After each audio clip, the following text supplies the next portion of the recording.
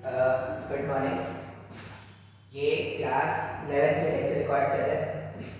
Class 11th में आज मौसम बहुत ही अच्छा है। क्लास 11th में नहीं, आज सीरियसली बाहर में मौसम बहुत अच्छा है, बारिश भी हो रही है अभी। तो क्लास 11th में इससे पहले वाले दिन में क्या पढ़ाया था? इससे पहले वाले दिन में क्लास 11th में हमने पढ़ा था, हाँ, ऑप्टिक्स हमने पढ़ना स्टार्ट किया है। और ऑप्टिक्स में प्लेन मिरर के बारे में बात कर रहे थे। प्लेन मिरर में सबसे पहले हमने देखा था एक्सटेंडेड ऑब्जेक्ट्स अगर होंगे तो उनका इमेज कैसे फॉर्म करेंगे, ये हमने देखा था। फिर हमने देखा था field of view. Field of view पे कुछ क्वेश्चन भी सॉल्व किए थे।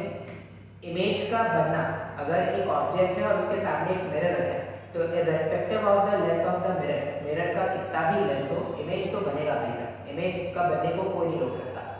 अच्छा, हम किसको एडजस्ट कर सकते हैं? हम फील्ड ऑफ व्यू को एडजस्ट कर सकते हैं। जितना लंबा या जितना बड़ा छोटा मिरर लोगे उसके हिसाब से तुम्हारा जो फील्ड ऑफ व्यू है वो चेंज हो जाएगा।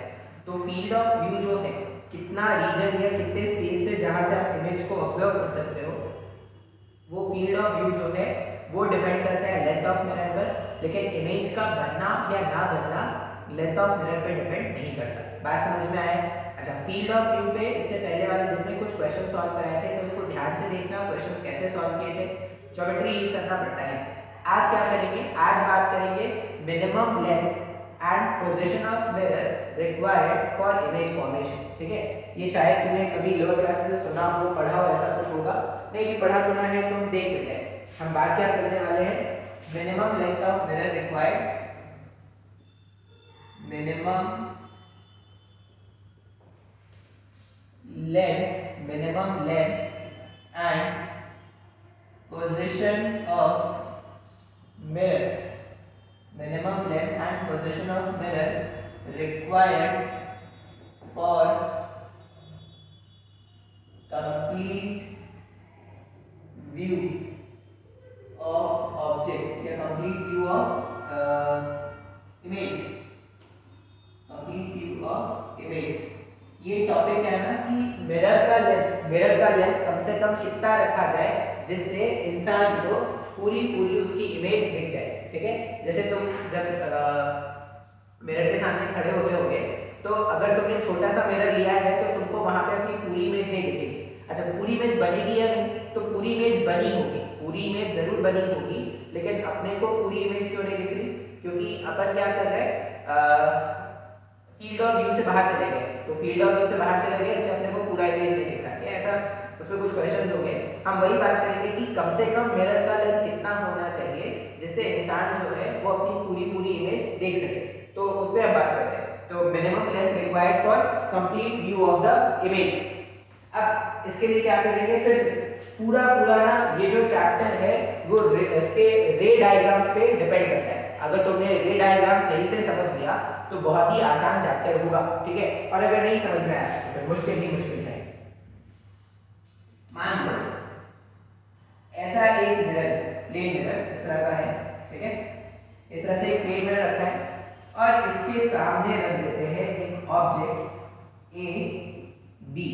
इसके सामने रख दिया गया एक ऑब्जेक्ट ए बी जो मिरर से मान लेते हैं कुछ तो डी डिस्टेंस की दूरी पर है। एक ऑब्जेक्ट है ए बी जो मिरर से, प्लेन मिरर से कुछ तो डी डिस्टेंस की दूरी पर। हमको minimum length of mirror, mirror का कितना कम से कम लेंथ होना चाहिए जिससे पूरा का पूरा इमेज दिख जाए, ये अपने को फाइंड आउट करना है। अब यहाँ पर ना मैं थोड़ा सा क्या बोलूं, अप्रोक्सीमेशन, आइडियल सिचुएशन ऐसा कुछ ले रहा हूँ। मैं ऐसा मान रहा हूँ कि ये जो इंसान है, ये जो ए बी ऑब्जेक्ट है, ये मान लो एक इंसान है ए बी। ये जो ए बी इंसान है ना, उसकी आंखें उसके सिर पर है। अब ये जो ए बी इंसान है उसकी आंखें सिर पर है, तो ये कैसे पॉसिबल है सर? तो मान लो ये मीडियम है, ए बी कोई मीडियम है या शिव जी है जो अपना इमेज मिरर पे देखने की कोशिश कर रहे हैं।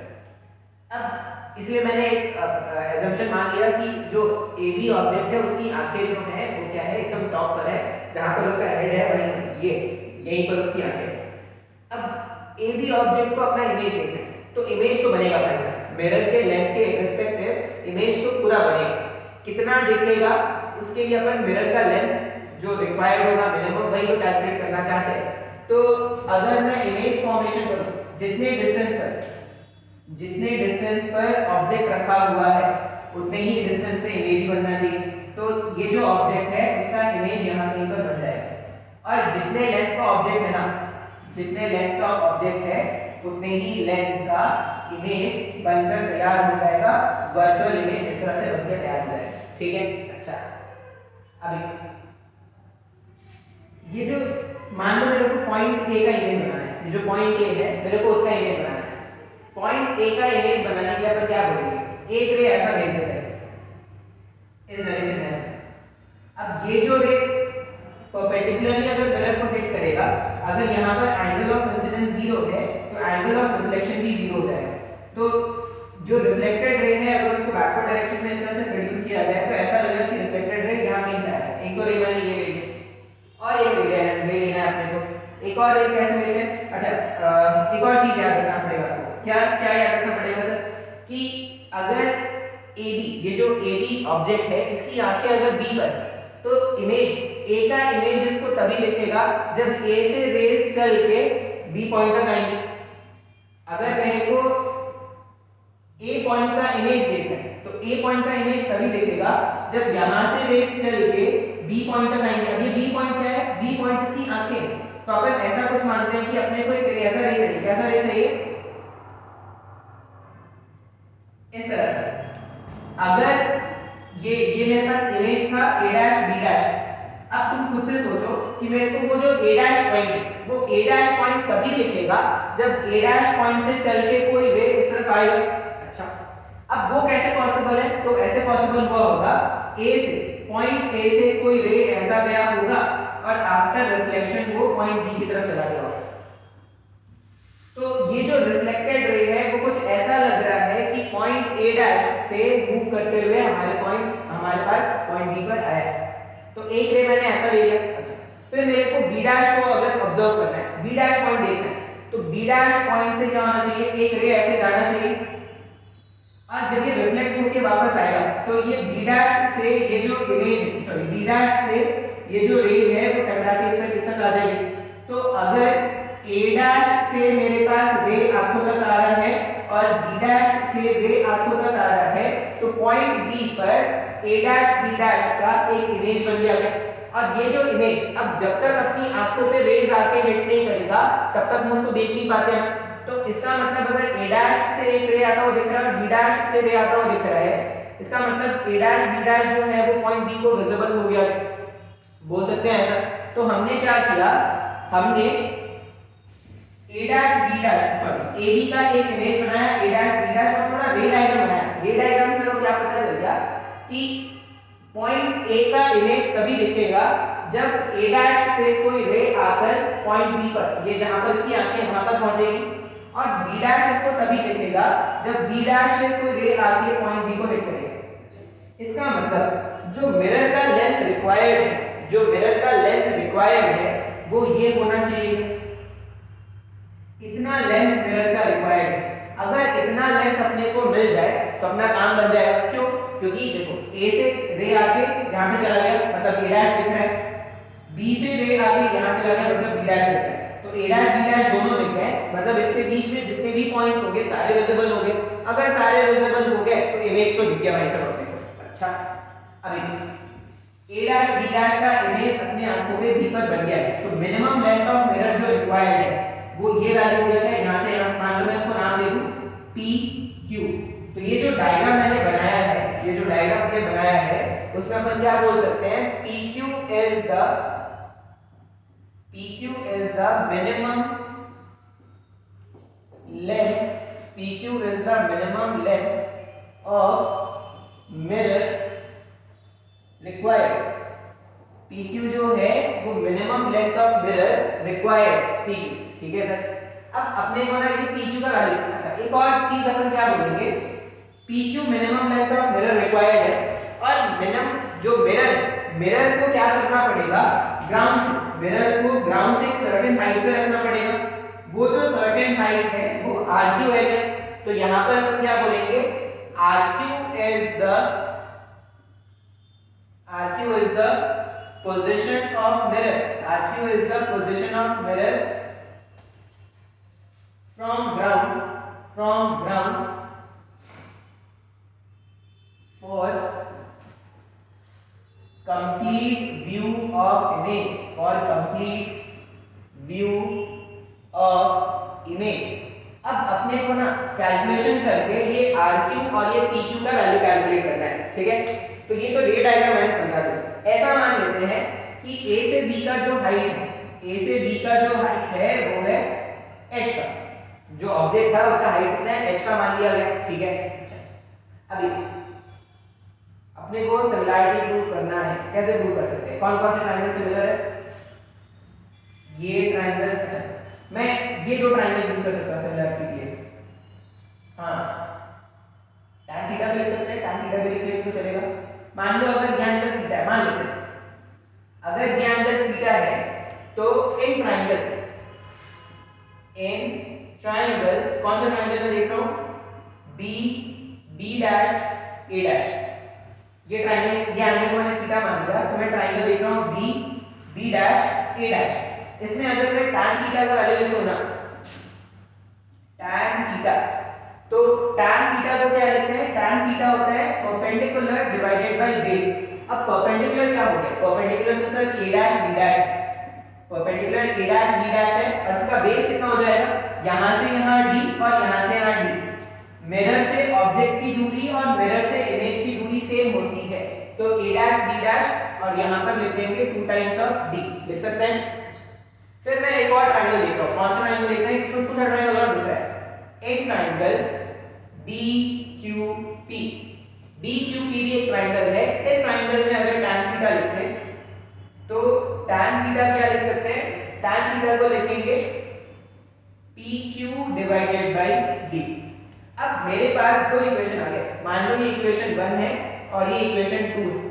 अगर इक्वेशन 1 और इक्वेशन 2 के लेफ्ट हैंड साइड इक्वल है तो इनके राइट हैंड साइड को भी इक्वेट कर सकते हैं, इनके राइट हैंड साइड को इक्वेट कर देते हैं।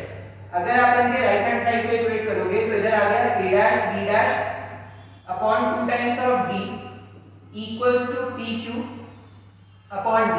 d से d कैंसिल कर दिया जाए अगर तो pq का वैल्यू आ जाएगा a dash b dash divided by 2, जिसको प्यार से और क्या बोल सकते हैं कि PQ का वैल्यू कितना आ गया, PQ का वैल्यू। अब A डैश B डैश तो ऑब्जेक्ट के हाइट के बराबर था तो h/2 आ गया।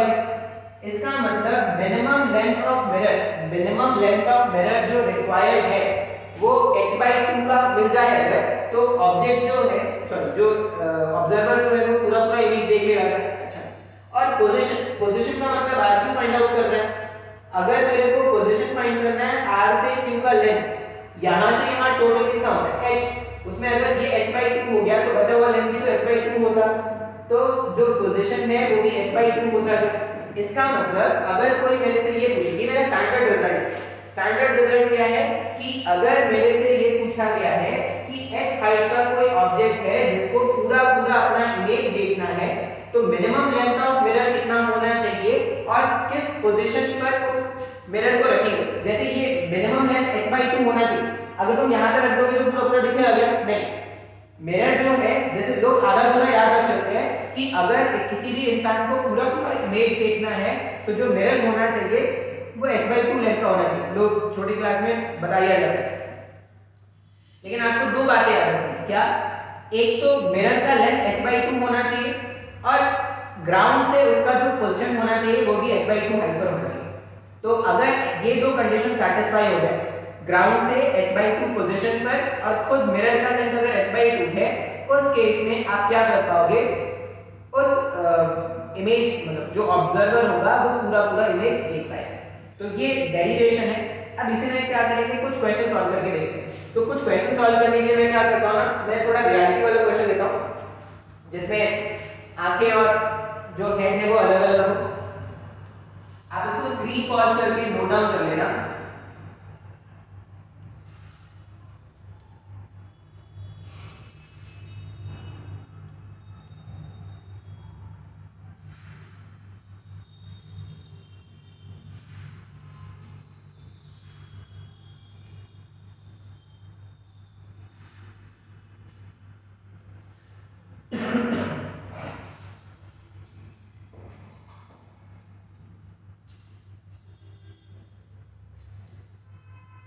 अच्छा, ये चैप्टर देखना जरूर, नहीं देखोगे तो छूट जाओगे।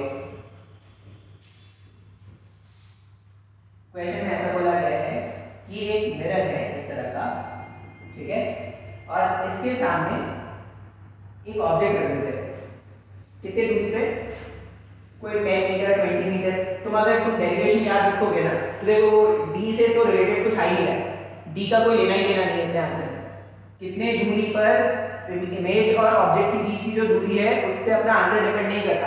अपना आंसर दो बातों पे डिपेंड कर रहा था, एक तो मिरर का जो मिनिमम लेंथ होना चाहिए वो ऑब्जेक्ट के हाइट का आधा होना चाहिए, और दूसरा बात क्या था, मिरर का जो पोजीशन है वो h/2 फ्रॉम ग्राउंड होना चाहिए, तब जाके जो ऑब्जर्वर है पूरा पूरा इमेज देख पाएगा। अब ऐसा मान लो ये जो ऑब्जेक्ट है उसकी आंखें यहाँ पे, ये P जो है वो उसकी आंखों का पोजीशन है। थोड़ा अच्छा डेटा लेने के लिए क्या करते हैं, मान लो ये जो इंसान है ये कितने का है, 1.4 मीटर का इंसान है, जो ऑब्जेक्ट है जो इंसान है उसकी हाइट कितनी है, 1.4 मीटर का है, और इन मिरर के सामने कोई 10 मीटर है। अब 10 हो 20 हो 30 हो कोई भी डिस्टेंस हो उससे कोई फर्क नहीं पड़ने वाला।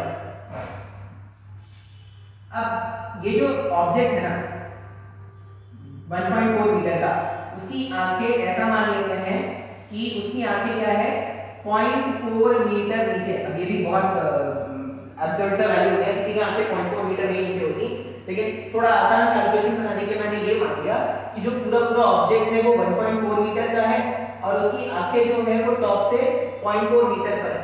अब फिर से क्वेश्चन में पूछा गया है क्या, पहला तो पूछा गया है minimum length of mirror, minimum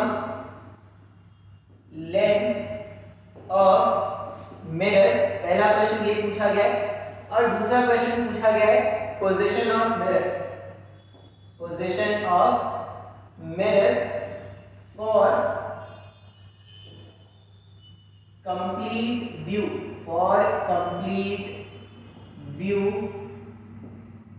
of image. Image को कंप्लीटली देखने के लिए दो बातें, मिरर मिनिमम लेंथ मिरर का कितना होना चाहिए ये पूछा गया है, और ये पूछा गया है कि पोजीशन ऑफ मिरर क्या होना चाहिए। ठीक है, चलो भाई साहब स्टार्ट करते हैं फिर से। अगर ये मेरे पास ऑब्जेक्ट है ए बी, इसका इमेज तो बनेगा भाई साहब, मिरर का लेंथ कैसा भी हो इमेज तो बनेगा, तो पहले इमेज बना लेते हैं, इमेज बना लेते हैं इसका।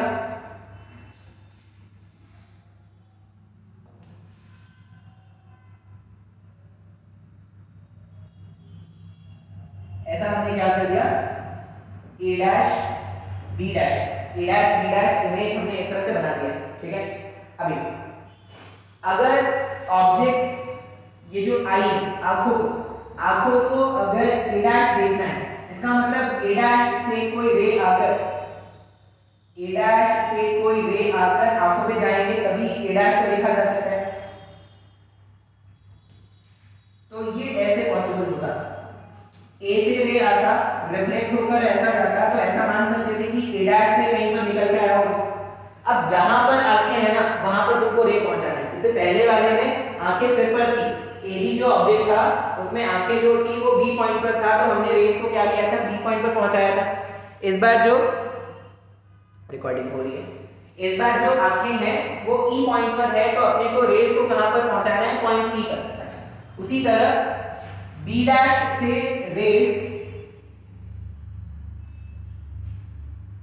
बी डैश से रेस आंखों तक पहुंचनी चाहिए। अगर बी डैश से रेस चल के आंखों तक नहीं पहुंचेगी तो इमेज नहीं देखने वाला। अभी डॉटेड डॉटेड लाइन से हेल्प लेना, क्यों लेना, एक तो तुम डायग्राम भी थोड़ा स्मूथली बना सकते हो और वो एक्चुअल में होते भी। तो ये बी से रे चल के ऐसा आया होगा, बिल्कुल रिफ्लेक्शन के बाद ऐसा चला जाएगा, बिल्कुल सर जी। तो मिनिमम लेंथ ऑफ मिरर जो रिक्वायर्ड है ना, अगर आप ध्यान से देखोगे डायग्राम अगर आपको समझ में आ रहा होगा, तो मिनिमम इतना लेंथ ऑफ मिरर चाहिए। ये मेरे पास minimum length of mirror required है P Q, और ये पोजीशन ऑफ मिरर रिक्वायर्ड है। पता नहीं कलर्स आपको दिखते हैं कि नहीं वहां पर, मेरे को नहीं पता। ये RP हमारा पोजीशन ऑफ मिरर है, और PQ हमारा क्या है, PQ हमारा मिरर का लेंथ है जो रिक्वायर्ड है। तो क्वेश्चन में RP और PQ दोनों का वैल्यू अपने को क्या करना है, कैलकुलेट करना है। भी देखो कैसे कैलकुलेट करते हैं। अगर हम सॉल्व करना स्टार्ट करें, कौन से दो ट्रायंगल लेंगे, ये ट्राइंगल और ये ट्राइंगल सिमिलर है, ठीक है, चलो अच्छी बात है, सिमिलर है तो और क्या बोल सकते हैं।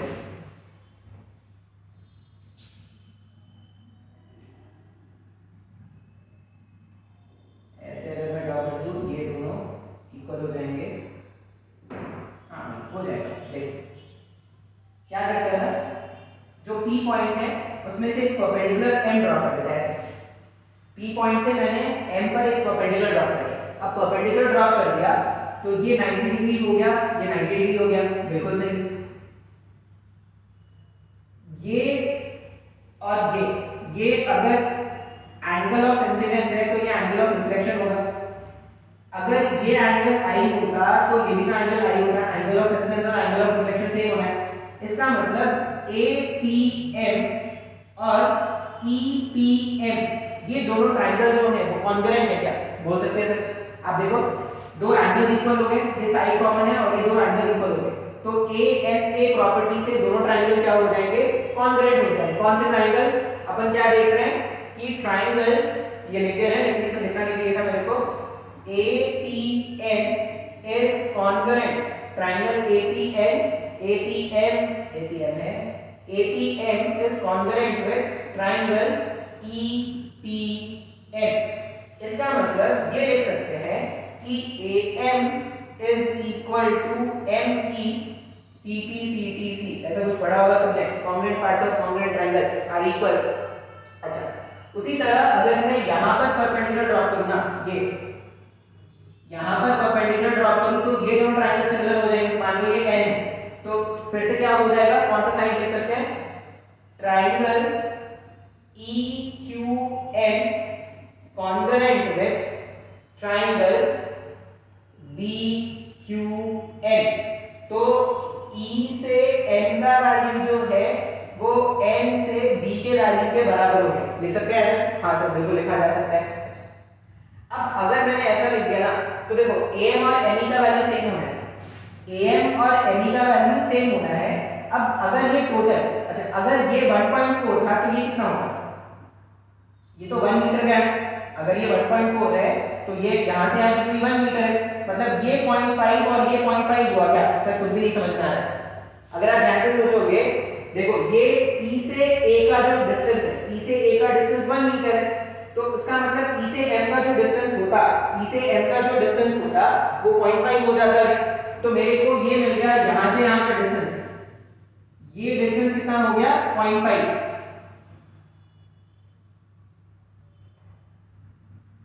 आपको थोड़ा डायग्राम समझना पड़ेगा। ये डिस्टेंस मेरे को मिल गया यहाँ से, ये मेरे को मिल गया 0.5 मीटर का। और देखो E से N का डिस्टेंस मेरे को कितना मिला, E से N का डिस्टेंस 0.2 मिल जाएगा, 0.4 डिवाइडेड बाय 2 करोगे तो 0.2 हो गया। तो यहां से ये PQR मान लो, R चला गया, S मान लो, P से S का डिस्टेंस 0.5 है और S से Q का डिस्टेंस जो है वो 0.2 मीटर्स का है। इसका मतलब minimum length of mirror required जो होना चाहिए था, minimum length of mirror required, minimum length of mirror required, जो minimum length of mirror required है वो कितना हो जाएगा, वो हो जाएगा PS plus SQ। PS plus SQ का वैल्यू फाइंड आउट करेंगे तो वो 0.7 मीटर्स का आ गया, minimum length of mirror required हो गया। और पोजीशन क्या है, पोजीशन तो R से P होगा सर, तो पोजीशन अगर R से P है तो A से M और R से P का वैल्यू 0.5 है, तो पोजीशन ऑफ मिरर क्या बोल देंगे, position of mirror, position of mirror RP और इसका वैल्यू क्या है, दैट इंप्लाइज RP का वैल्यू क्या है, RP है 0.5 मीटर्स का। तो ये अपना आंसर है, minimum length of mirror required 0.7 हो गया और इसका पोजीशन क्या होना चाहिए, ग्राउंड से 0.5 मीटर का होना चाहिए। इस तरह के क्वेश्चन नहीं। अब प्योर ज्योमेट्री है, या तो आप इसका बार बार डायग्राम बनाओ या आप इसको कांसेप्ट के जैसा याद रख सकते हो। कैसे, अपन ने जब इससे पहले वाला क्वेश्चन सॉल्व किया था उसमें आके यहां कहीं पर मान लिया था बी पॉइंट पर। उस केस में क्या हुआ था, मिनिमम लेंथ ऑफ मिरर जो required, minimum length of mirror जो रिक्वायर्ड है वो तो h/2 आएगा। इस केस में जब देखोगे ना तो मिनिमम लेंथ ऑफ मिरर जो रिक्वायर्ड है वो h/2, ऑब्जेक्ट का हाइट 1.4 है और मिनिमम लेंथ ऑफ मिरर जो रिक्वायर्ड है वो 0.7 का है।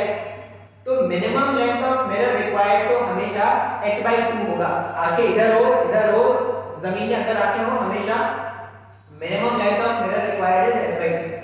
पोजीशन के थोड़ा आपको डायग्राम बनाना पड़ेगा कि कहां पर रखा जाए। जैसे यहां पर अपन ने देखा कि ये आंखें, अब पोजीशन के लिए क्या करना है ना, पोजीशन के लिए आप ग्राउंड से आंखों की दूरी देखिए ना, ग्राउंड से आंखों की जो दूरी है ना उसका जो आधा होगा वही पोजीशन रिक्वायर्ड है। जैसे अगर मैं बोलूं कि मान लो मेरे पास एक और क्वेश्चन है, उसमें ऐसा कुछ डायग्राम है, मैं क्वेश्चन नहीं करा रहा, मान लो ये मिरर है और इन्होंने बोल दिया कि एक ऑब्जेक्ट है मान लो 1.8 मीटर का और उसकी आंखें जो है वो यहाँ से 0.4 मीटर नीचे उसकी आंखें, मान लो ये क्वेश्चन है। तो मिनिमम इस वाले क्वेश्चन में क्या बोलेंगे, मिनिमम लेंथ ऑफ मिरर तो अभी भी कितना होगा, h/2 होगा सर जी। अगर ये 1.8 था उसका आधा कर दोगे तो कितना हो जाएगा 1.8 डिवाइडेड बाय 2। तो minimum length of mirror required तो अभी भी 0.9 मीटर है। अब उसका पोजीशन क्या करेंगे, तो पोजीशन पे क्या करेंगे, ग्राउंड से आंखों की दूरी फाइंड आउट करेंगे। तो ग्राउंड से आंखों की दूरी इस बार 1.4 मीटर होगा। तो पोजीशन ऑफ मिरर का आंसर हो जाएगा, पोजीशन ऑफ मिरर का आंसर हो जाएगा 1.4 डिवाइडेड बाय 2 तो 0.7 मीटर। तो इस तरह से क्वेश्चन को सॉल्व करते हैं। अब बार-बार तुम इतना भारी भरकम डायग्राम नहीं बनाना। मैंने तो चलो अभी मैं पढ़ा रहा था इसलिए मैंने डायग्राम के हेल्प से बना के आपको बता दिया। तुम्हें बार-बार इतना भारी डायग्राम नहीं बनाना है। तुम क्या करोगे, तुमको हर बार क्या करना है, जब भी कोई तुमसे पूछे कुछ भी लेंथ का दे दे, मान लो इस वाले क्वेश्चन कितना है 1.8, तो अगर ऑब्जेक्ट का हाइट कुछ भी है उसका आधा minimum length of mirror required है, 1.8 हो, 1.6 हो, 2 हो, 3 हो, कुछ भी हो उसका आधा कर देंगे। और पोजीशन के लिए क्या करेंगे, ग्राउंड से आंखों की दूरी देखेंगे। एक बार ग्राउंड से आंखों की दूरी मिल गई तो ग्राउंड से आंखों की जो दूरी होगी उसका हाफ कर देना, वो तुम्हारा क्या हो जाएगा, पोजीशन हो जाएगा। तो इस तरह से क्वेश्चन को अपन क्या करते हैं, सॉल्व करते हैं। बात समझ में आया है क्या? तो ये दोनों क्वेश्चन नोट डाउन करेंगे। तो ये पूरा एक कंसेप्ट था, इसमें एक और अच्छा कंसेप्ट भी होता है, तो वो थोड़ा स्क्रीन पॉज करके वापस बताते हैं। इसको आप नोट डाउन करो, स्क्रीन रब करेंगे, एरेज करेंगे, फिर आपके पास वापस आएंगे। हाँ देखो, अभी जो टॉपिक पढ़ा ना, minimum length of mirror required, उसी में एक और फॉर्म ऑफ क्वेश्चन है। जैसे अभी जो क्वेश्चन मैंने सॉल्व किया उसमें तो हमारे पास लिबर्टी थी कि मिरर के लेंथ को हम क्या कर सकते हैं, मिरर के पोजीशन को हम चेंज कर सकते हैं। लेकिन रियलिटी में क्या होता है ना, रियलिटी में कभी आप जाओगे सैलून जाओगे, कभी आप हेयर ड्रेसर के पास, अलग अलग नाम होते हैं, hair designer, hair dresser, salon, नाई की दुकान, ऐसे तुम कहीं पर भी अगर जाओगे तो वहां पर वो ऐसा थोड़ी कि तुम्हारे हिसाब से मिरर एडजस्ट करके देगा। उसने तो पहले से ही मिरर लगा के रखा है।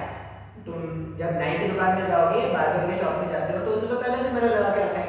अब अगर पहले से मिरर लगा के रखा है तो वो जो मिरर है, इस बार क्या है, मिरर का पोजीशन हम डिफाइन नहीं करेंगे। मतलब अब जो नेक्स्ट फॉर्म ऑफ क्वेश्चन था उसमें मिरर का पोजीशन हम डिफाइन नहीं करेंगे, मिरर पहले से ही क्या होगा, फिक्स्ड होगा। मिरर पहले से ही फिक्स्ड है, मिरर का जो लेंथ है वो भी फिक्स्ड है, हम उसको चेंज नहीं कर सकते। तो उस केस में कितना इमेज दिखेगा, कितना पार्ट ऑफ इमेज दिखेगा, वो अपने को कैलकुलेट करना होता है। तो एक क्वेश्चन से समझाता हूं। क्वेश्चन क्या है,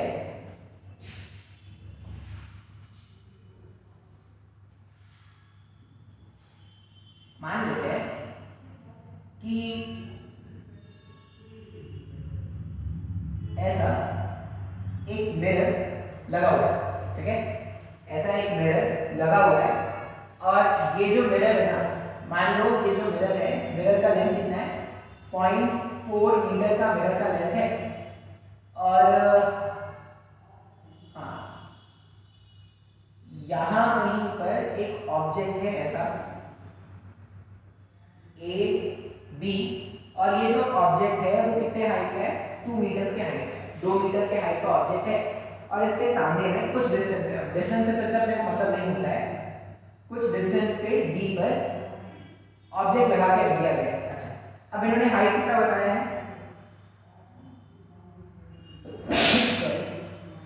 ग्राउंड से मिरर का जो हाइट है उन्होंने बता दिया कितना ले 1.4 मीटर्स का लेगा। ग्राउंड से ये जो हाइट है, मान लो ये P, ये Q, तो ग्राउंड से मिरर का जो हाइट है वो 1.4 मीटर्स का है। खुद मिरर जो है वो 0.4 है, थोड़ा छोटा मान लो। खुद मिरर जो है वो कितना है, 0.4 मीटर्स का है। अब ये जो मिरर है वो फिक्स है, मिरर फिक्स है, मिरर का पोजीशन भी फिक्स है और मिरर का लेंथ भी फिक्स है, वो चेंज नहीं कर सकते। अब क्वेश्चन पूछा गया ना कि कितना पार्ट ऑफ इमेज, पूरा इमेज दिखेगा क्या, पूरा इमेज दिखने के लिए मिरर का लेंथ कितना चाहिए था, 0.5 मीटर्स का, और जो मिरर का पोजीशन होना चाहिए था वो ग्राउंड से 1 मीटर होना चाहिए। इसका मतलब एक बात की तो क्लैरिटी है सच्ची कि पूरा इमेज तो नहीं दिखेगा, पूरा इमेज तो नहीं दिखेगा क्योंकि मिनिमम कंडीशन को वायलेट कर रहा है। अब अगर पूरा इमेज नहीं दिखेगा तो क्वेश्चन में यही पूछा जाता है कि फॉर दिस अरेंजमेंट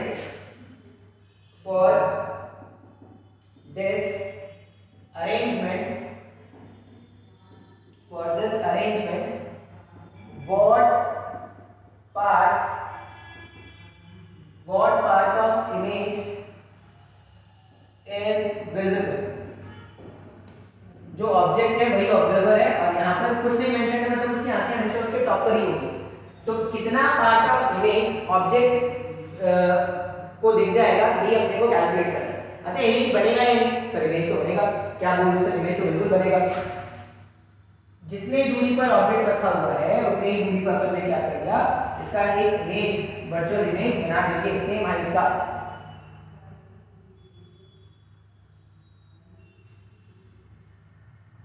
हमने क्या किया, सेम हाइट का एक virtual image a dash b dash बना दिया, क्योंकि इमेज तो बनेगा, पूरा इमेज बनेगा, कितना दिखेगा वही तो कैलकुलेट करना है। अब कितना दिखेगा उसके लिए आपको क्या करना है, रे डायग्राम को बहुत ही ध्यान से समझना पड़ेगा। अगर रे डायग्राम नहीं समझोगे तो सब बेकार है। एक मैं इसमें शॉर्ट ट्रिक बता दूंगा, कैलकुलेशन कैसे करते हैं वो तो सिखा दूंगा, लेकिन अगर आपको एग्जैक्ट अच्छे तरीके से समझना है तो उसके लिए रे डायग्राम बहुत ही इंपॉर्टेंट है। अच्छा अब इस केस में क्या करते हैं, जब भी ऐसा कोई सिचुएशन आ जाए तो हम क्या करेंगे ना, अब ये जो मैं डायग्राम बनाऊंगा बनाते वक्त समझ में आएगा, उसके बाद नहीं समझ में आएगा, कितना ध्यान से देखना कैसे बनाना है। आप क्या करो, यहां से एक रे निकालो, मिरर के टॉप से एक रे निकालो और वो आंखों तक पहुंचा दो। ऐसा हमने मिरर से एक रे निकाला और वो आंखों तक पहुंचाया। अच्छा इसका मतलब क्या है, वो यहां कहीं से आया होगा, ऐसा यहां कहीं से आया होगा, बिल्कुल सर जी। और क्या है, आप मिरर के बॉटम से एक रे निकालो और उसको भी आंखों तक पहुंचा दो, तो वो ट्रैवल करके यहां कहीं से आया होगा, बिल्कुल सर जी। बात समझ में आ रहा है? हमने क्या किया, मिरर के टॉप से एक रे निकाल के आंखों तक पहुंचाया और मिरर के बॉटम से एक रे निकाल के आंखों तक पहुंचाया। अब उसको जब एक्सटेंड करेंगे तो यहां कहीं पर ये हिट कर रहा है और ये यहां कहीं पर हिट कर रहा है, ठीक है। अब इसको पॉइंट्स का नाम दे दो, मान लो ये PQ ये हो गया ना, ये R हो गया, ये M और ये N है। अच्छा अब तुम लॉजिकली सोचोगे तो ये mn पार्ट जो है इमेज का वही विजिबल है, क्योंकि इसी में से जो भी रेज होंगे वो क्या होंगे, एक तो मैंने Q से रे निकाल के आंखों में भेजा, मतलब ये सबसे बॉटम मोस्ट रे, और R से निकाल के जो भेजा वो सबसे टॉप मोस्ट रे। अब इसको अगर आप कंप्लीट करोगे ना, इसको कंप्लीट करोगे तो देखो ऐसा कुछ होगा ना, एंगल ऑफ इंसिडेंस और एंगल ऑफ रिफ्लेक्शन सेम, मतलब यहां कहीं से रे आया होगा, रिफ्लेक्ट होके यहां कहीं चला गया, फिर से एंगल ऑफ इंसिडेंस और एंगल ऑफ रिफ्लेक्शन सेम, तो यहां कहीं से रे आके रिफ्लेक्शन के बाद ऐसा कुछ चला गया, तो ये इसका रे डायग्राम है। इतने पार्ट का जो इमेज बनेगा ना, इतने पार्ट का, इतने पोर्शन का जो इमेज बनेगा वही क्या होगा, इस बी पॉइंट वाले ऑब्जर्वर को विजिबल होगा। सर नहीं आया सर, फिर से बोल रहा हूं, जब तक रे डायग्राम नहीं समझ में आएगा तो बाकी कैलकुलेशन समझने में कोई मतलब नहीं। पहले आप ध्यान से रे डायग्राम समझो। हमने क्या किया, रे डायग्राम कैसे बनाया, तो हमने बोला कि ठीक है भाई साहब, मिरर के बॉटम से एक रे निकाल के बी पॉइंट तक पहुंचा देते हैं। अब मिरर के बॉटम से जो रे बी पॉइंट तक गया होगा वो आया कहां से होगा, यहां कहीं से आता हुआ लगा होगा, यहां कहीं से आता हुआ जाके यहां पे गया होगा, ठीक है। फिर मिरर के टॉप से एक रे निकाल के आंखों तक पहुंचा दिया, वो कहां से आता हुआ लगा होगा, यहां से आता हुआ लगा होगा। इसका मतलब इमेज का ये पार्ट जो है, इमेज का ये पार्ट जो है, यही पार्ट तो अपने को विजिबल होगा, क्योंकि यही अपनी आंखों पे गिरने वाला है। अगर यही पार्ट विजिबल है तो अपने को m से n का जो लेंथ होगा वो फाइंड आउट करना है। सर नहीं आया समझ। अब ये mn किसका इमेज था, तो यहाँ पे जो होता ना इसको m डैश n डैश कर देते हैं, इसको mn कर देते हैं, तो ये mn का जो इमेज बनाना यहाँ पर m डैश n डैश वही आपको ऊपर विजिबल है। अच्छा अब कैलकुलेशन करना है सर, अपने को m डैश n डैश का वैल्यू फाइंड आउट करना है। कैसे कैलकुलेट करेंगे, तो फिर से सबसे अच्छा ज्योमेट्रिकल डायग्राम जो हमारा होता है वो होता है ट्रायंगल। ट्रायंगल बहुत ही काम का डायग्राम है, देखते हैं सर कैसे काम का है।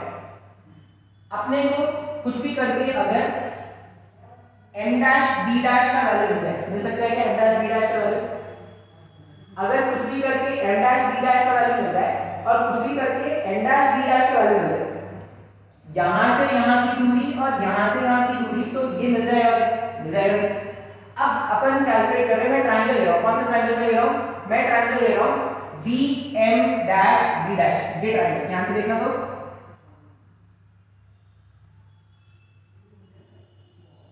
ये ट्रायंगल के बारे में बात करने वाले हैं। पता नहीं आपको दिख रहा है या नहीं, मैंने रेड कलर यूज किया इसके लिए।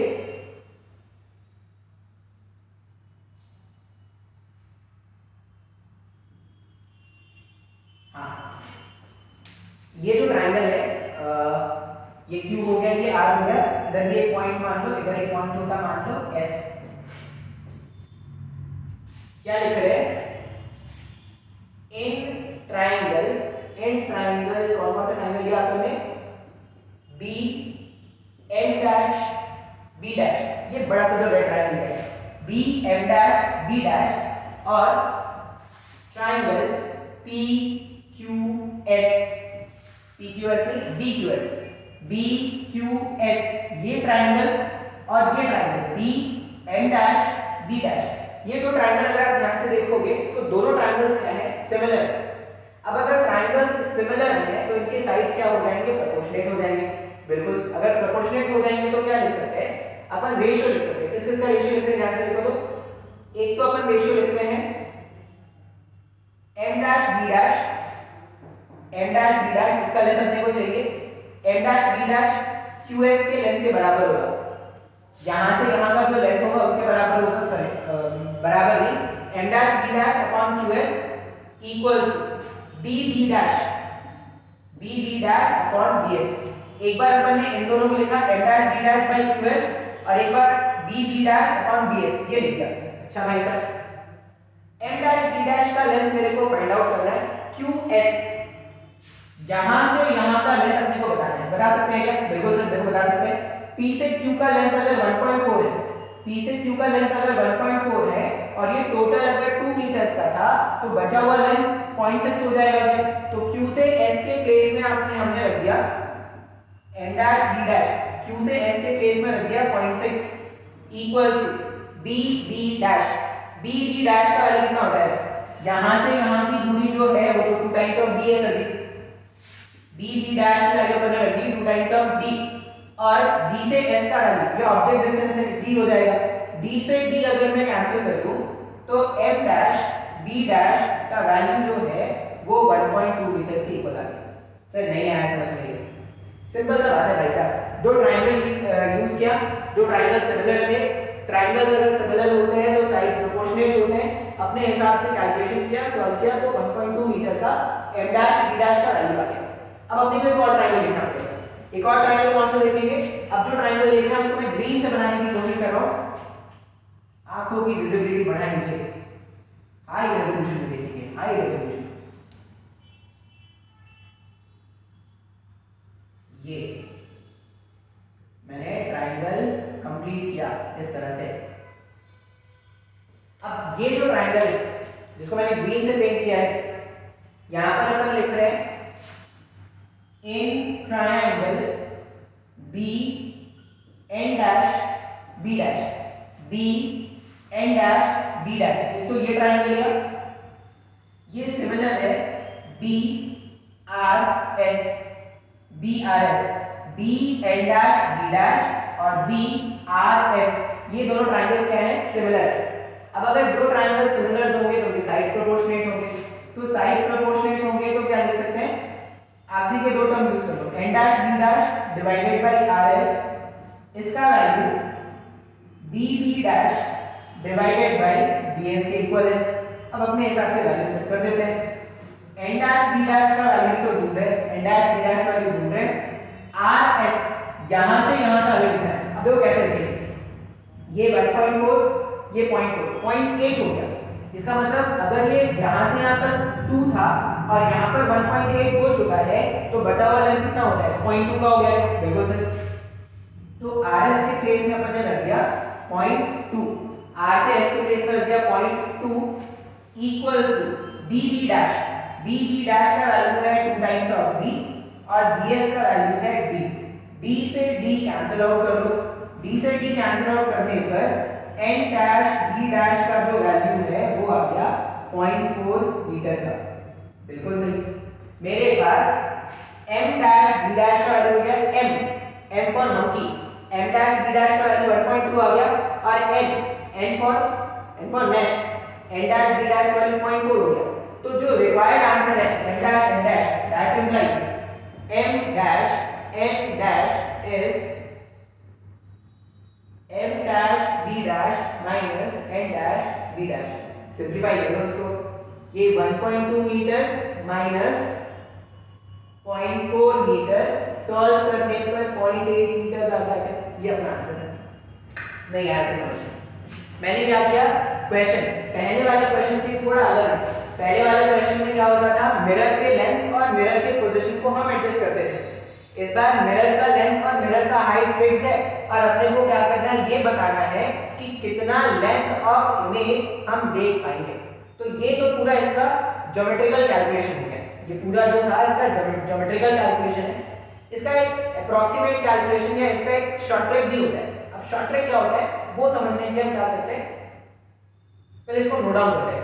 एक बार ये समझ में आ गया तो इसका जो शॉर्ट ट्रिक है वो भी समझ में आ जाएगा। ठीक है, अभी शॉर्ट ट्रिक अप्लाई करने की कोशिश करते हैं। अभी देखो शॉर्ट ट्रिक क्या है ना, शॉर्ट ट्रिक में आपको कुछ बातें अपने से लिखने पड़ेगी, क्योंकि मैं अभी समझा दूंगा तो अभी समझ में आ जाएगा, लेकिन कल को जब तुम खुद से पढ़ने बैठोगे तो शायद तुमको ना समझ में आए। शॉर्ट ट्रिक के अपन क्या करते हैं, ध्यान से सोचो। देखो ऑब्जेक्ट जो है वो है 2 मीटर का, ऑब्जेक्ट 2 मीटर का है। इसका मतलब ग्राउंड से उसका पोजीशन, ग्राउंड से उसका पोजीशन 1 मीटर ऊपर होना चाहिए था। हाँ सर, ग्राउंड से उसका पोजीशन 1 मीटर ऊपर होना चाहिए था और मिरर अगर 1 मीटर का होता तो पूरा पूरा इमेज देख पाता। हाँ बिल्कुल। लेकिन अभी जो मिरर है ये 1 मीटर का मान ध्यान नहीं होता, ये 1 मीटर का मान होता। अब इससे नीचे अगर कुछ मिरर है, मान लो यहाँ पर इससे नीचे अगर कुछ मिरर को अपने काम का है नहीं, ये तो जैसे अगर मैं बोल रहा हूँ कि जो मिरर यहाँ नीचे में होगा वो तो अपने मतलब का है ही ना। जो भी 1 मीटर से ऊपर के हाइट में मिरर होगा वही तो अपने काम का है। सर नहीं आया समझ में। हमने क्या बोला कि मिरर का पोजीशन क्या होना चाहिए था, ग्राउंड से 1 मीटर का। इस केस में मिरर का जो पोजीशन है वो ग्राउंड से 1 मीटर होना चाहिए। अगर मिरर 1 मीटर ऊपर रखेंगे तभी हम क्या कर सकते हैं, अपना इमेज देख पाएंगे। तो 1 मीटर से अब मैं क्या बोलूंगा, अपन बोलते हैं काम का मिरर। हम यहाँ पे क्या वर्ड यूज कर रहे हैं, हम यूज करेंगे काम का मिरर। हम एक फॉर्मूला लिख रहे हैं, portion of image view, portion of image view. जो पोर्शन ऑफ इमेज जो मेरे को फाइंड आउट करना है ये होता है 2 टाइम्स ऑफ काम का मिरर। ये काम का मिरर क्या है सर, 2 टाइम्स ऑफ काम का मिरर। अब ध्यान से 1 मीटर, यहां से 1 मीटर तक में ये तो क्वेश्चन होता ना, इसके ऊपर जो मिरर होता था वही तो अपने काम का होता था। जो कि अगर तुम सोचो, मान लो ये पूरा पूरा मिरर होता, यहां से यहां तक पूरा पूरा मिरर होता, तो 1 मीटर से नीचे जो मिरर है वो तो अपने कोई काम का होता ही नहीं। अपने को तो मिरर ऊपर में चाहिए होता ना। मैंने पोजीशन क्या होता था, अगर AB H का है तो उसका पोजीशन क्या होता है, h/2 होता था। मतलब h/2 से ग्राउंड से लेकर h/2 के बीच में अगर कोई मिरर है तो वो तो अपने काम का है ही। सर नहीं आ रहा समझ में। जैसे मैं अगर ऐसा बोलता डायग्राम, मान लो एक क्वेश्चन ऐसा है, क्वेश्चन क्या होगा, क्वेश्चन ऐसा पूछा है, मैं इसको इरेज कर दूंगा तब शायद समझ में आए। ये तो देखो एग्जैक्ट कैलकुलेशन मैंने आपको बता दिया। आप शॉर्ट ट्रिक याद करो, एग्जैक्ट कैलकुलेशन अच्छा लग रहा है, एग्जैक्ट कैलकुलेशन सोचो। मान लो क्वेश्चन ऐसा हो, क्वेश्चन क्या है, मिरर ऐसा,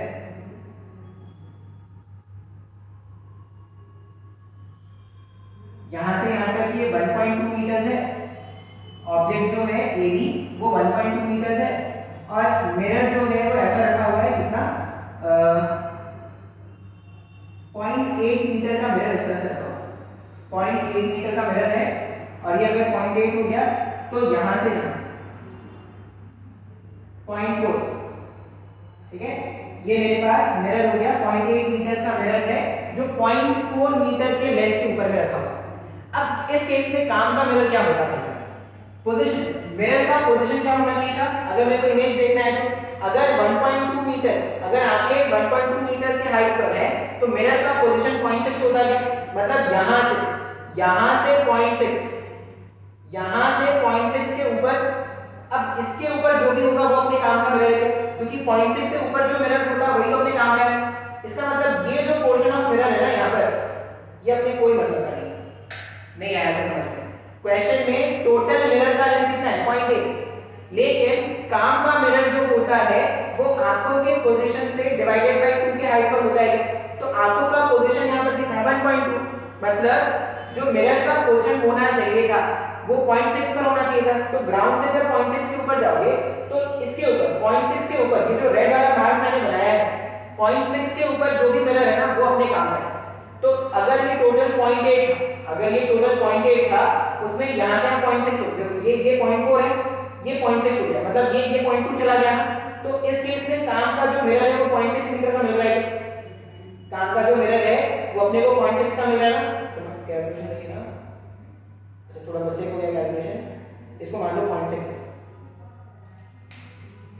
ये मान लिया जाए 0.6 का है, तब सही हो जाएगा। मैं वापस से बना दे रहा हूं, कंफ्यूजन नहीं करते हैं, वापस से बनाते हैं अपन। मिरर इस तरह से लगा हुआ है, ठीक है, और मिरर का लेंथ हमने बता दिया 0.6, जो ग्राउंड से कितने हाइट पर है 0.4 मीटर के हाइट पर, ग्राउंड से 0.4 मीटर की हाइट पर 0.6 मीटर का मिरर है, इसका मतलब ये जो बचा हुआ लेंथ होगा यहां से यहां तक ये 0.2 मीटर का होगा, जो इसमें अभी कुछ भी नहीं है। अब अपने को ढूंढना है काम का मिरर। अब सर ये काम का मिरर क्या है, आपने फॉर्मूला तो लिख दिया, लेकिन जब तक काम का मिरर समझ में नहीं आएगा अपन कैसे सॉल्व करेंगे।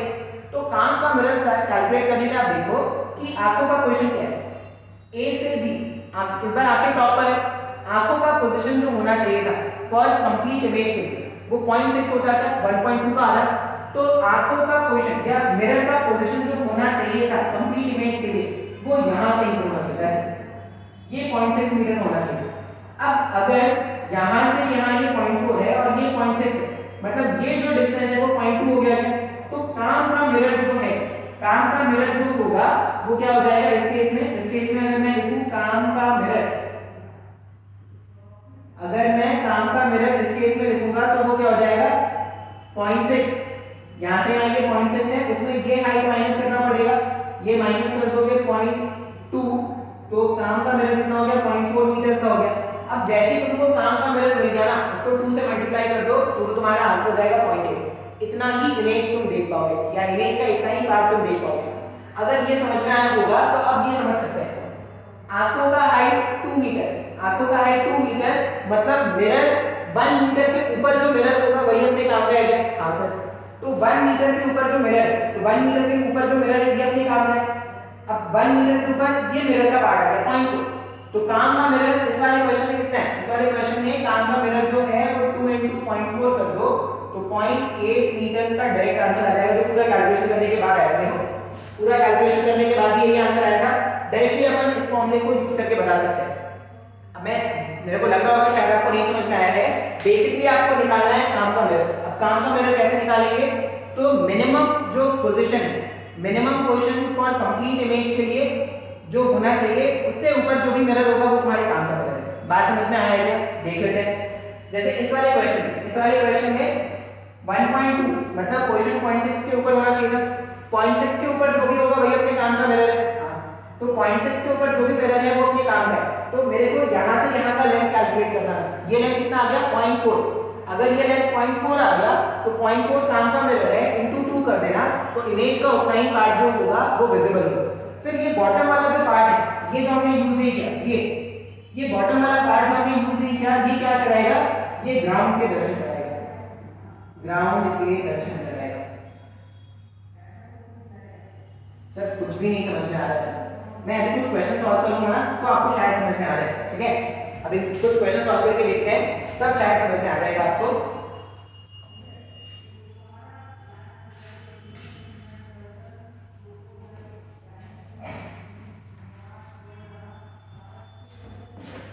क्वेश्चन ऐसा है, ऑब्जेक्ट है 1.8 मीटर के हाइट का ऑब्जेक्ट है, ठीक है, और मिरर यहाँ पे रखा हुआ है, ऐसे यहाँ से यहाँ तक मिरर रखा हुआ है, कितने हाइट का, 1 मीटर का हाइट का मिरर है, मान लो ऐसा रखा हुआ है, ये मिरर था 1 मीटर का। ग्राउंड से इसका पोजीशन कितना है, ग्राउंड से इसका पोजीशन है 0.4 मीटर, ठीक है, और यहाँ से यहाँ भी कितना हो जाएगा, 0.4 मीटर हो जाएगा। अब यहाँ पर पूछा गया है कि पूरा कंप्लीट इमेज तो नहीं दिखेगा, ये तो समझ में आ रहा है, पूरा कंप्लीट इमेज तब दिखता जब मिरर का पोजीशन 0.9 मीटर होता और मिरर का खुद का लेंथ 0.9 होता, तो पूरा कंप्लीट इमेज दिखता। तो पूरा कंप्लीट इमेज तो नहीं दिखेगा, तो फिर कितना पार्ट ऑफ इमेज दिखेगा अपने को वो कैलकुलेट करना है। कितना पार्ट ऑफ इमेज दिखेगा वो कैलकुलेट करने के लिए अपन क्या कैलकुलेट करेंगे, काम का मिरर। अब काम का मिरर कैसे कैलकुलेट करते हैं सर, तो आप देखो 1.8 मीटर अगर ऑब्जेक्ट का हाइट है तो पोजीशन क्या होना चाहिए था मिरर का, 0.9 होना चाहिए था। इसका मतलब यहाँ कहीं पर हमारे पास 0.9 होगा, ये 0.9 मीटर, यहाँ से यहाँ का जो लेंथ आ गया हमारे पास 0.9 मीटर। अभी अगर ये 0.4 है और ये 0.9, तो ये जो लेंथ आया यहाँ पर वो 0.5 मीटर का हो गया, यहाँ से यहाँ 0.9, यहाँ से यहाँ 0.4, तो काम का मिरर जो है 1 माइनस 0.5 कर देंगे तो काम का मिरर इस बार कितना हो जाएगा। हमेशा क्वेश्चन में आपको फाइंड करना है काम का मिरर। काम का मिरर यहाँ पे कितना आ जाएगा, 1 मीटर माइनस 0.5 मीटर। सॉल्व करने पर कितना आ गया, 0.5 मीटर काम का मिरर आ गया। एक बार अगर काम का मिरर मिल गया तो इमेज जो दिखेगा, वो हो जाएगा 2 इंटू काम का मिरर, तो 1 मीटर का ऑब्जेक्ट जो है, सॉरी 1 मीटर का इमेज आपको दिखेगा। अच्छा, फिर ये जो पोर्शन है ये क्या कराएगा, तो ये जमीन के दर्शन कराएगा, जमीन ग्राउंड, ये क्या करेगा, ये ग्राउंड के दर्शन कराएगा। इसका मतलब जब आप इस तरह के मिरर से खुद को देखोगे ना तो आपको अपना 1.1 मीटर का इमेज दिखेगा और ये जो लोअर पोर्शन है ना इसके कारण आपको ग्राउंड दिखना स्टार्ट हो जाएगा, ठीक है। ये क्वेश्चन का एक टाइप है। क्वेश्चन का एक और टाइप भी हो सकता है।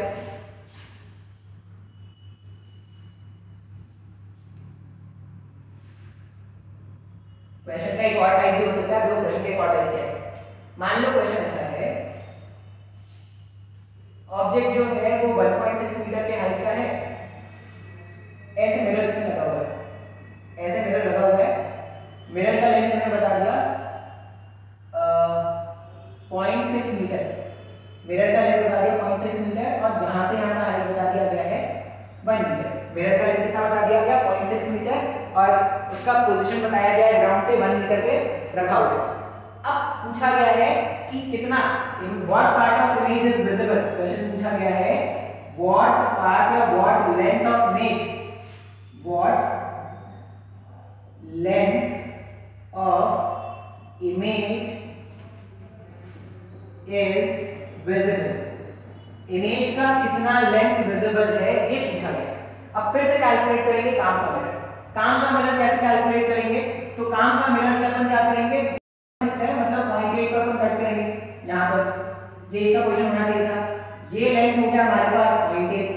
अब अगर ये 0.8 है, इसके ऊपर जो मिरर होगा वो अपने काम पे है। अब इसके ऊपर जो काम का मिरर है वो यहीं तक होना चाहिए, यहाँ तक। तो अगर ये 0.8 है, देखो यहाँ से यहाँ 1 मीटर और यहाँ से यहाँ 0.8, मतलब ये जो दूरी है वो 0.2 मीटर की है। अच्छा, अब यहाँ से यहाँ 1.6 है, ये 0.2 हो गया, और मेरे को क्या पता है, ये देखो यहां से ना 1 मीटर है, इसका मतलब ये जो डिस्टेंस है ये 0.6 हुआ, 0.6 हुआ ना, थोड़ा मिस्टेक हो गया, मिरर का लेंथ 0.6 नहीं है, मिरर का लेंथ मान लो 0.8, तब सही होगा, मिरर का लेंथ चेंज कर देना 0.8 होगा। अभी देखो अगर यहां से यहाँ 1 मीटर हुआ और ये 1.6 है, तो बचा हुआ लेंथ 0.6 हो जाएगा, तो 0.6 काम का लेंथ कितना हो गया हमारे पास, 0.6 हो गया। क्या ये जो लेंथ होगा, ये जो लेंथ है हमारे पास मिरर का, वही तो काम का लेंथ है। काम का लेंथ हमारे पास आ गया इस बार, काम का लेंथ, काम का लेंथ हमारे पास आ गया 0.6 मीटर। तो इमेज जो दिखेगा, इमेज जो दिखेगा उसका वैल्यू हो जाएगा 2 times of 0.6, 2 times of 0.6 solve करेंगे तो 1.2 मीटर का दिख जाएगा। फिर ये बचा हुआ जो मिरर है वो क्या करेगा, ये आसमान के दर्शन कराएगा या ऊपर के दर्शन कराएगा, ऊपर के दर्शन कराएगा। तो इस तरह से इसके क्वेश्चन को सॉल्व करते हैं। अगर तुम ज्योमेट्रिकल आगे सॉल्व करने की कोशिश करोगे तो बहुत टफ हो जाएगा तुम्हारे लिए। तो मैं आपको बोलूंगा कि आपको ये कंसेप्ट याद रखना है हमेशा, जब भी ऐसा क्वेश्चन आ जाए कि मिरर का लेंथ भाई साहब फिक्स कर दिया है और आपको बताना है कि कितना पार्ट ऑफ इमेज दिखेगा, तो आपको सिर्फ कैलकुलेट करना है काम का मिरर। काम का मिरर कैलकुलेट करने के लिए आप देखना कि मिनिमम पोजीशन से, वो जो पोजीशन रिक्वायर्ड है उससे ऊपर कितना मिरर है, उससे ऊपर जो भी मिरर होगा, अच्छा उससे ऊपर मतलब ये नहीं कि वो आसमान को टच कर जाए, नहीं, उससे ऊपर ऑब्जेक्ट के हाइट से नीचे तक, उससे ऊपर और ऑब्जेक्ट के हाइट से सेम तक जो भी होगा वही अपना काम का मिरर है। जैसे ही काम का मिरर मिल जाए उसको 2 से मल्टीप्लाई कर देना, सॉल्व करने पर जो भी आएगा उतना ही पार्ट ऑफ इमेज विजिबल होता है। तो आज का लेक्चर बहुत ज्यादा भारी हो सकता है अगर तुम ज्योमेट्री सोचोगे तो, और अगर ट्रिक याद रखोगे बहुत ही आसान हो जाएगा, तो तुम्हारी मर्जी, ठीक है। चलिए इतना ही करने देते हैं।